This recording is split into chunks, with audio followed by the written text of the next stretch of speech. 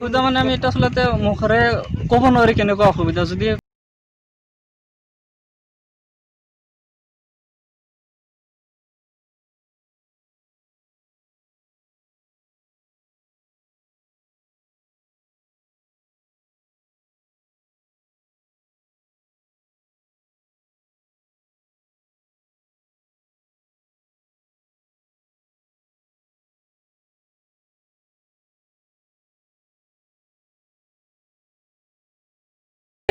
ভাগি চিন্তি বিধায়ক আব্দুল হাই নাগরিক